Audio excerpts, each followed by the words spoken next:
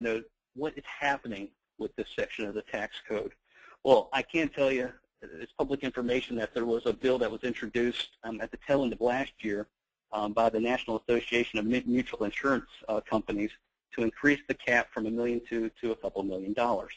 Now, it hasn't been adjusted for inflation, the $1.2 million up until now, so that $2 million increase is just tied to inflation. However, keep in mind that it was sponsored by the NAMIC, not the captive industry. The captive industry, I just want to point out here, this section of the tax code, in terms of increasing the cap, there is lobbying behind the scenes to not increase that cap for the captives.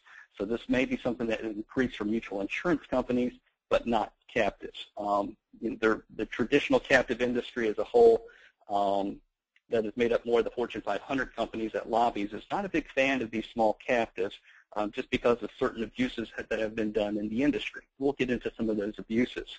But what I do like to tell people, the NAMIC is pushing this through.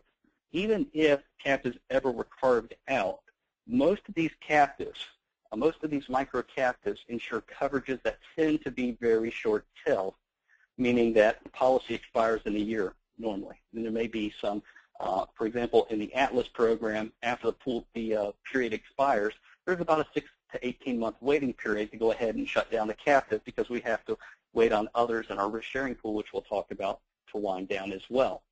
So if Congress got rid of this 831B election, you could wind this vehicle down in fairly short order. And like I tell many of my prospects and clients, my goal is to put a customer in the most conservative middle-of-the-box program that we can, because we can't control, obviously, what the IRS is going to do or Congress is going to do with this section of the tax code, but we can be prepared by defending ourselves and putting in the best fact pattern. Scott, now, I just lost my, I just lost the PowerPoint again. I don't know if we need to reboot or refresh or something. But I don't know if I'm the only one. All right. We're up to what businesses qualify for a captive. Yep, we're on the right slide here. Yeah, I think we're. There it is. Okay, okay. I'm sorry. I clicked back on the icon and it came back up. Okay. Okay. Sorry. Okay. Go ahead, Brian. All right. Thank you.